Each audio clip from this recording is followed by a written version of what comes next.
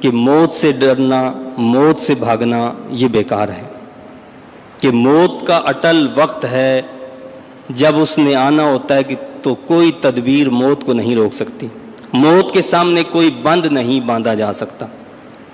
حضرت علی رضی اللہ تعالیٰ عنہ سے کسی نے کہا کہ حضور آپ اپنے ساتھ کوئی محافظ کیوں نہیں رکھتے، خارجی لوگ آپ کے دشمن تھے، تو آپ نے فرمایا کہ بھائی میرا محافظ، میرے لیے سب سے بڑا جو میرا محافظ ہے وہ میری موت ہے۔ کیوں؟ کہ موت اپنے وقت سے پہلے آ ہی نہیں سکتی، تو ہمارا سب سے بڑا محافظ جو ہے وہ ہماری موت ہی ہے، کہ جب تک انسان کی موت لکھی ہوئی نہ ہو تو موت آ نہیں سکتی۔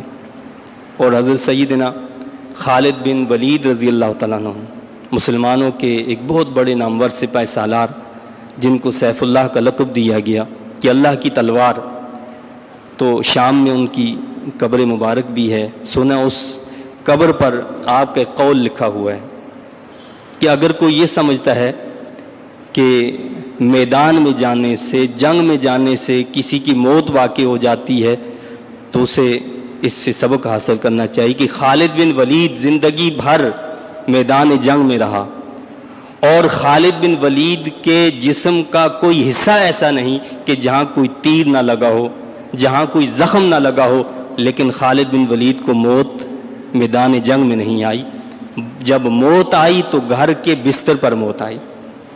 تو اگر مرنا جہاد میں نکلنے سے، میدان جہاد میں نکلنے سے موت واقع ہو جائے تو پھر خالد بن ولید پر موت واقع ہو جاتی۔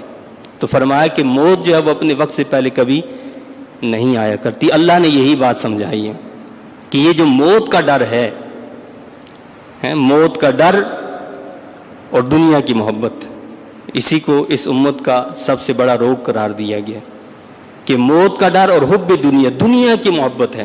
یہ دنیا کی محبت انسان کے دل کے اندر سب سے پہلے موت کا ڈر ہی پیدا کرتی کہ وہ موت سے بھاگتا ہے، وہ سمجھتا ہے کہ جی موت جو ہے مجھے جو ہے کھا جائے گی۔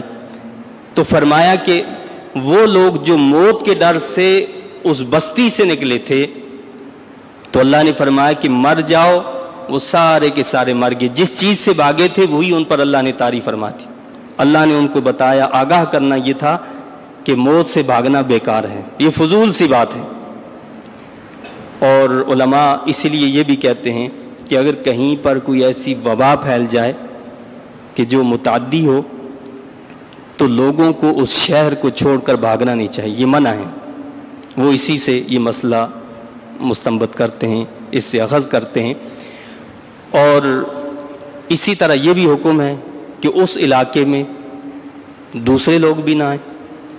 تو لوگوں کے مختلف ذہن کے معیار ہوتے ہیں، ہو سکتا ہے وہ اس سے بدشگونی لیں کہ جی ہم شاید اس شہر میں چلے گئے تھے اس لیے موت واقع ہوگی، تو موت اس سے واقع نہیں ہوتی ہے کہ اس شہر میں چلے گئے تھے، اس علاقے کے میں چلے گئے تھے، اس مریض کے پاس چلے گئے تھے۔ موت کا جو وقت ہے وہ اپنے وقت پر آتی ہے، اس سے پہلے کبھی نہیں آیا کرتی۔ تو فرمایا کہ ان کو حکم ملا کہ مر جاؤ، پھر زندہ فرمایا انہیں۔ تو کہتے ہیں کہ اس وقت کے جو نبی تھے حضرت حزقیل علیہ السلام، ان کی دعا سے رب کائنات نے ان کو دوبارہ زندہ فرما دیا۔ تو جو سزا ان موت دی جاتی ہے اس میں دوبارہ زندگی بھی دے دی جاتی ہے، یعنی وقت سے پہلے ان کو موت دے کر ان کو سمجھانا تھا نا کہ بھائی موت اپنے وقت پر آتی ہے، اس سے پہلے نہیں آتی۔ تو حضرت حزقیل علیہ السلام نے جب دعا کی، اللہ نے اپنے نبی کی دعا کی برکت سے ان لوگوں کو دوبارہ زندہ فرمایا، اور پھر انہوں نے اپنی مدت حیات پوری کی، پھر ان کو اللہ نے موت دی۔ لیکن سمجھانا یہ مقصود تھا کہ تم یہ جو بستی کو چھوڑ کر موت کے ڈر سے بھاگے کہ موت سے بچ جائیں، دیکھو اللہ اس بات پر قادر ہے کہ وہ جب چاہے موت دے دے، جب چاہے زندگی عطا فرما دے۔ یہ اس کے اختیار میں ہے، یہ کسی بندے کے اختیار میں نہیں، یہ انسان کے ہاتھ میں نہیں ہے کہ وہ موت یا زندگی کا مالک ہو۔ زندگی اور موت کا مالک اللہ ہے۔ بے شک اللہ تعالیٰ بڑا مہربان ہے لوگوں پر، لیکن اکثر لوگ شکر نہیں کرتے۔ بتایا کہ اللہ تو بڑا مہربان ہے بندوں پر، لیکن بندوں کی اکثریت وہ ہے جو ناشکرا پن دکھاتی ہے، جو اللہ کا شکر ادا نہیں کرتی۔